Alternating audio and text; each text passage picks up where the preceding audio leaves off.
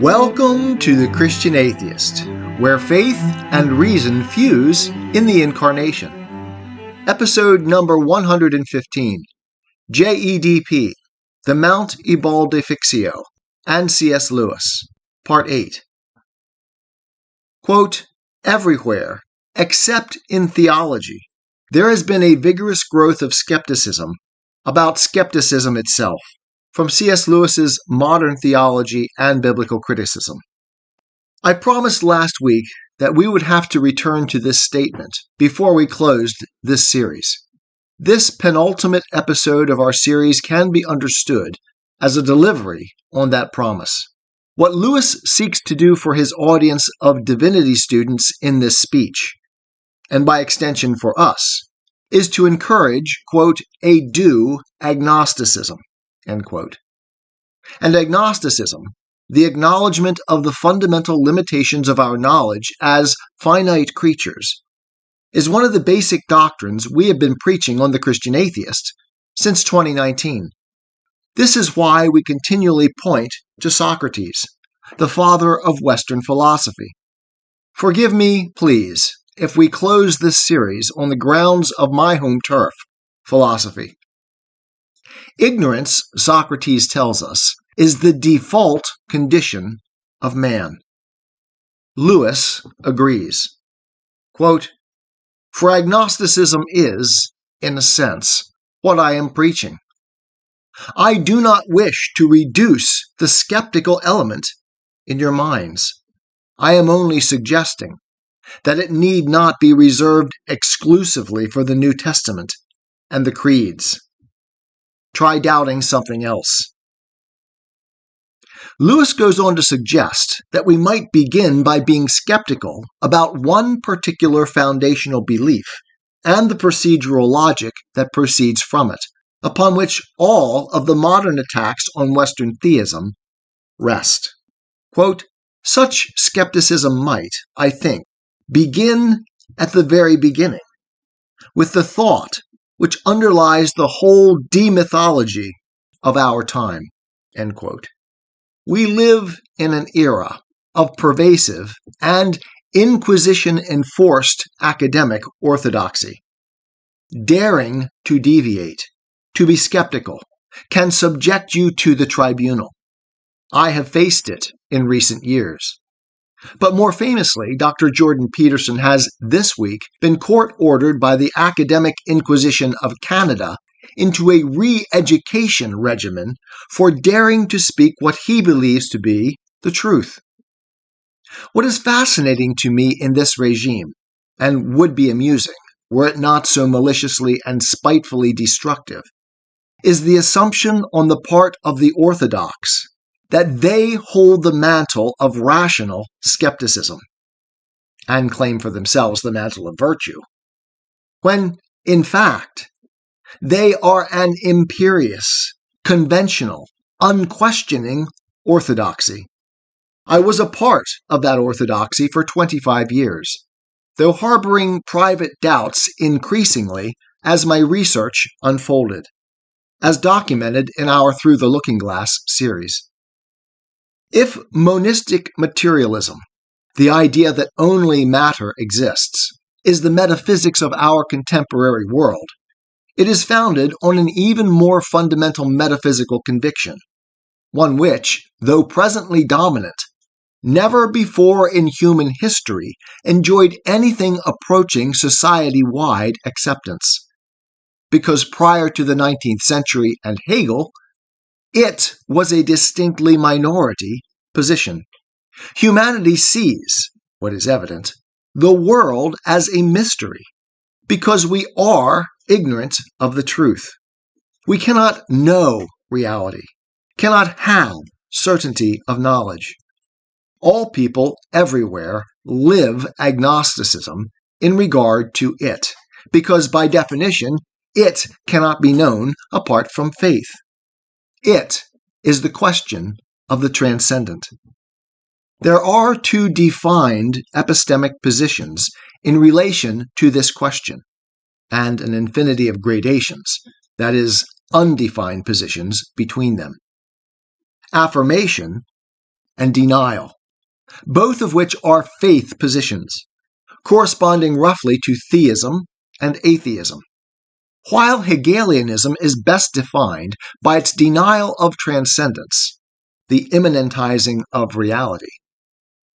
Neither Hegel nor any of his intellectual progeny ever actually reach the defined position of atheism, mostly because it is impossible to live as a rational human being in full denial of transcendence, even if one can intellectually assent to it.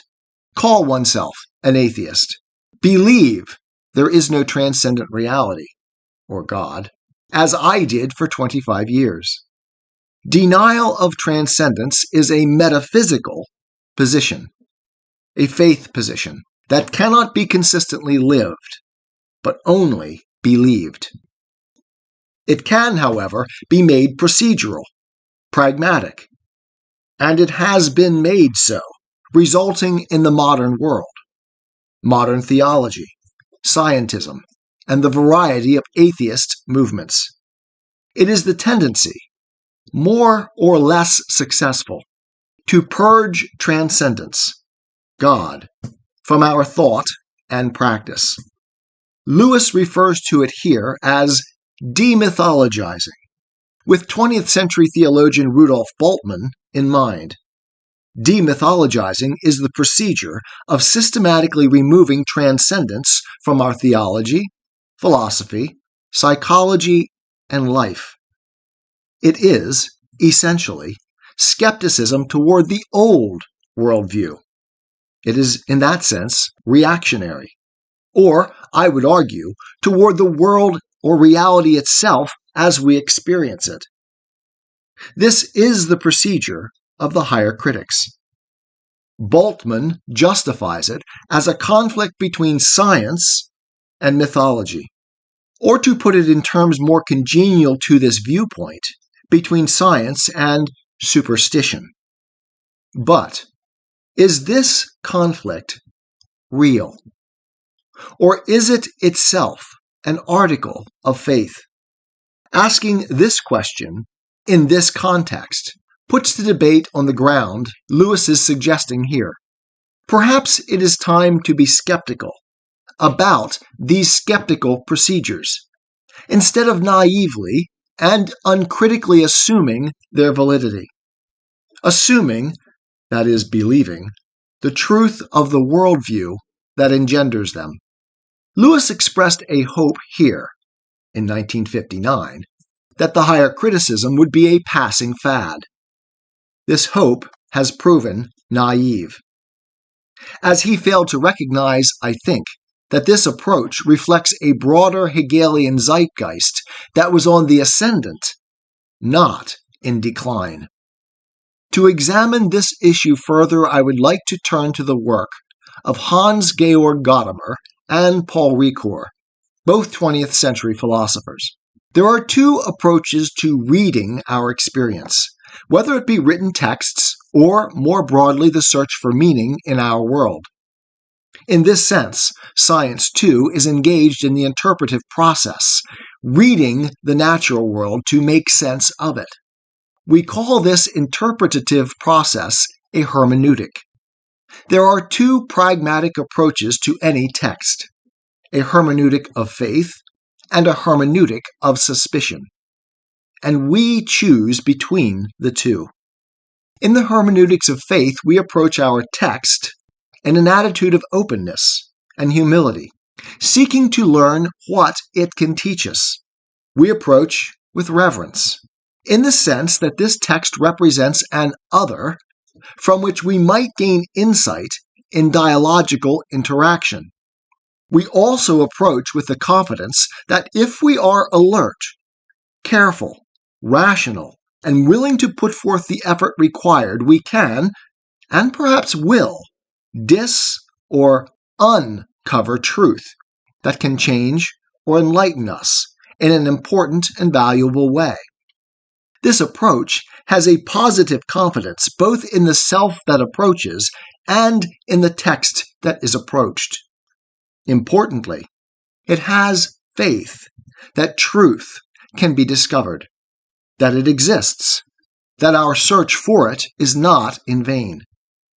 In legal terms, a hermeneutics of faith approaches the text as though it is innocent until proven guilty, as in English common law. In the hermeneutics of suspicion, however, this is all reversed. We approach our text with suspicion, doubt, skepticism, seeking to uncover what is hiding from us, deliberately or inadvertently. We approach with irreverence, assuming ill will, or, at the very least, deception. If we are not to be deceived, we must constantly be on our guard against the text. We must read between the lines, see behind the page, delve below the surface.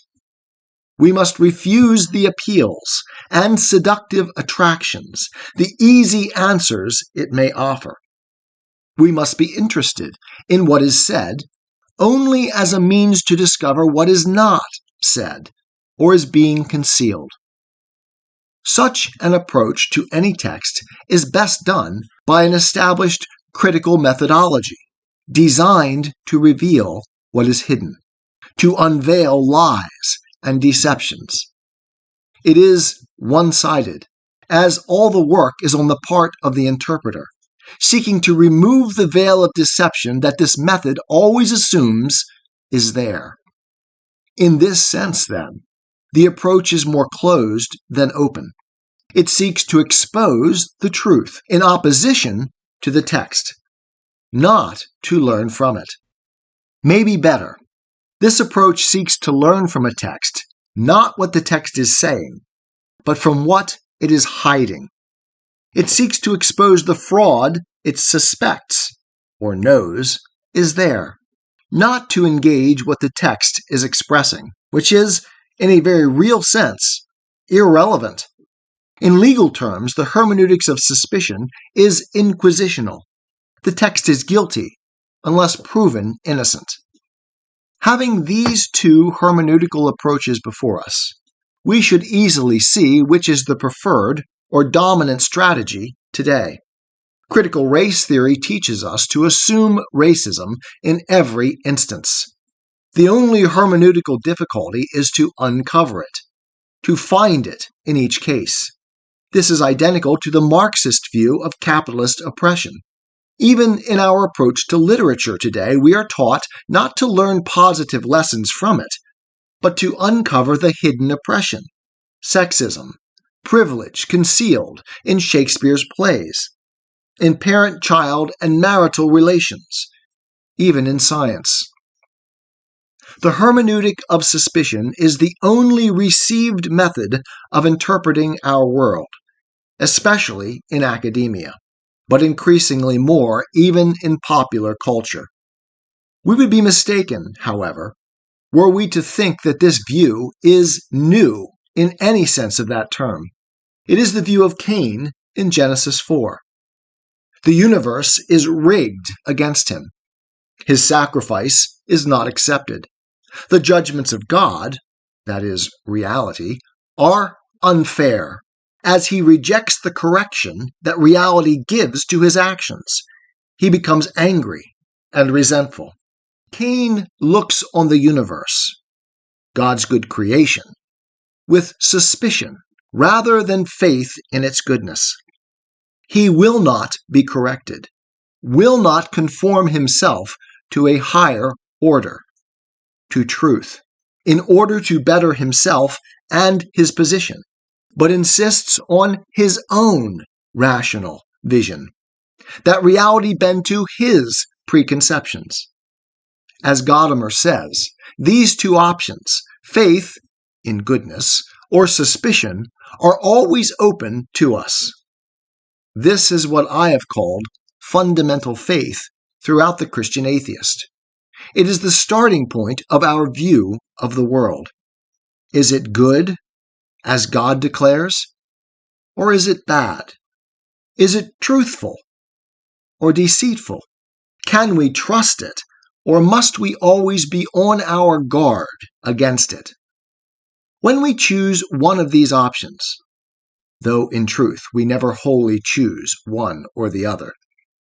We choose a whole series of other positions that will logically flow from them. I first became aware of this dichotomy when I was studying Hegel's Encyclopedia of the Philosophical Sciences in a graduate seminar at the University of California, Irvine. As we read our way through this text, I began to see Hegel's universal spirit engaged in a never-ending series of self-deceptive strategies. Hegel called this the, quote, cunning of reason, embedding the ontological structure of bad faith in the very being of reality, and along with it, a corresponding ends justify the means ethics that becomes his theodicy, his solution to the problem of evil. The line between good and evil that Solzhenitsyn traces across all human hearts, that stark boundary between right and wrong, good and bad, becomes for Hegel a process of working out the good, of evil becoming good, a vast evolutionary panorama of gray ascending toward white, making that line not a boundary, but a continuum of shading as the very fabric of existence. This is the philosophy of immanence. This is the evolutionary assumption. Everything is slowly turning into everything else. There are no sharp boundaries, no well-defined distinctions, but only an evolving field of gray. Chesterton says this in The Everlasting Man: "It is because the critics are not looking at things in a dry light that they cannot see the difference between black and white. It is because they are in a particular mood of reaction and revolt that they have a motive for making out that all the white is dirty gray, and the black not so black as it is painted." We have wandered far afield in this episode, but we have laid out the tools with which we can complete this series next time.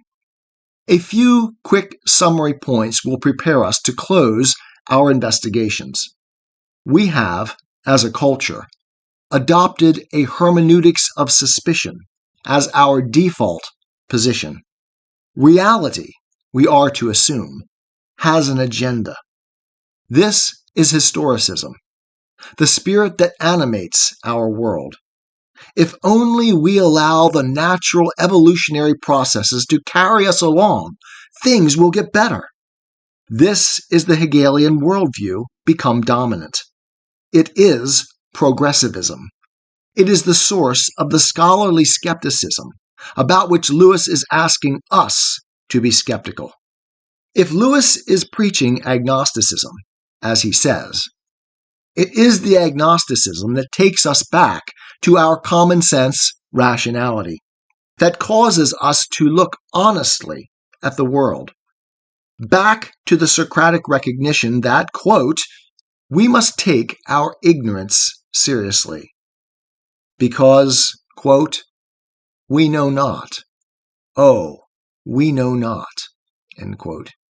We must dare to question, to challenge the pseudo-religious orthodoxy that has overwhelmed our thinking, not because we know better, but because we dare to take our ignorance seriously.